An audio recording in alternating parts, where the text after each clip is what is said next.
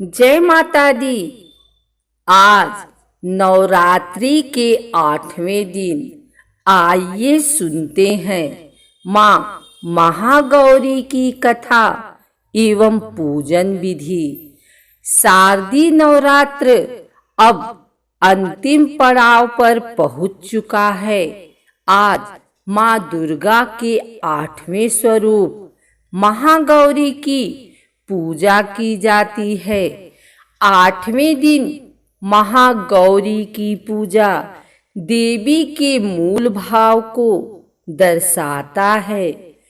देवी भागवत पुराण के अनुसार माँ के 9 रूप और 10 महाविद्याएं सभी आदिशक्ति के अंश और स्वरूप हैं, लेकिन भगवान शिव के साथ उनकी अर्धांगिनी के रूप में महागौरी सदैव विराजमान रहती हैं।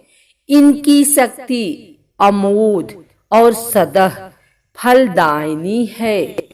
नवरात्र की अष्टमी तिथि को विशेष महत्व रखती है, क्योंकि कई लोग इस दिन कन्या पूजन कर अपना व्रत खोलते हैं।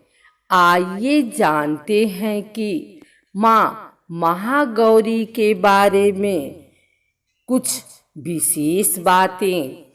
देवी भागवत पुराण के अनुसार देवी पार्वती का जन्म राजा हिमालय के घर हुआ था। देवी पार्वती को मात्र 8 वर्ष की उम्र में अपने पूर्व जन्म की घटनाओं का आभास हो गया और तब से ही उन्होंने भगवान शिव को पति रूप में प्राप्त करने के लिए तपस्या शुरू कर दी थी। अपनी तपस्या के दौरान माता केवल कंदमूल फल और पत्तों का आहार करती थी। बाद में माता ने केवल वायु पीकर तप करना आरंभ कर दिया। तपस्या से देवी पार्वती को महान गौरव प्राप्त हुआ था, इसलिए उनका नाम महागौरी पड़ा। इस दिन दुर्गा सप्तशती के माध्यम चरित्र का पाठ करना विशेष फलदायी माना जाता है। इनकी तपस्या से प्रसन्न होकर भगवान शिव ने उनसे गंगा स्नान करने के लिए कहा। जिस समय माँ पार्वती स्नान करने गई, तब देवी का एक स्वरूप श्याम वर्ण के साथ प्रकट हुई, जो कौशिकी कहलाई, और एक स्वरूप उज्ज्वल चंद्र के समान प्रकट हुआ, जो महागौरी कहलाई। गौरी रूप में माता अपने हर भक्त का कल्याण करती हैं और उनको समस्याओं से मुक्त करती हैं।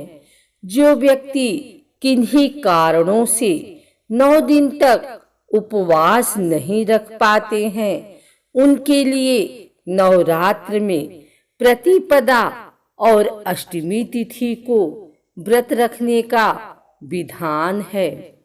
इससे 9 दिन व्रत रखने के समान फल मिलता है। देवी भागवत पुराण के अनुसार महागौरी वर्ण पूर्ण रूप से गौर अर्थात सफेद है और इनके वस्त्र व आभूषण भी सफेद रंग के हैं। माँ का वाहन वृषभ अर्थात बैल है। माँ के दाहिना हाथ अभय मुद्रा में है और नीचे वाला हाथ में दुर्गा शक्ति का प्रतीक त्रिशूल है। महागौरी के बाएं हाथ के ऊपर वाले हाथ में शिव का प्रतीक डमरू है। डमरू धारण करने के लिए इन्हें शिवा भी कहा जाता है। माँ के नीचे वाला हाथ अपने भक्तों को अभय देता हुआ वर मुद्रा में है। माता का यह रूप शांत मुद्रा में ही दृष्टिगत है। इनकी पूजा करने से सभी पापों का नष्ट होता है।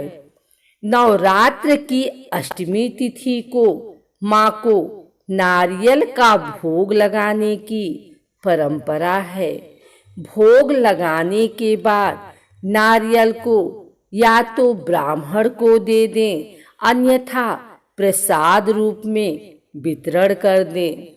जो भक्त आज के दिन कन्या पूजन करते हैं वह हलवा, पूड़ी, सब्जी और काले चने का प्रसाद विशेष रूप से बनाते हैं। महागौरी को गायन और संगीत अति प्रिय है। भक्तों को पूजा करते समय गुलाबी रंग के वस्त्र पहनना चाहिए। गुलाबी रंग प्रेम का प्रतीक है। एक परिवार को प्रेम के धागों से ही गूंथकर रखा जा सकता है। इसलिए नवरात्र की अष्टमी को गुलाबी रंग पहनना शुभ माना जाता है। भक्त इस दिन कन्या पूजन करते हैं। वह माता को हलवा व चना के प्रसाद का भोग लगाते हैं।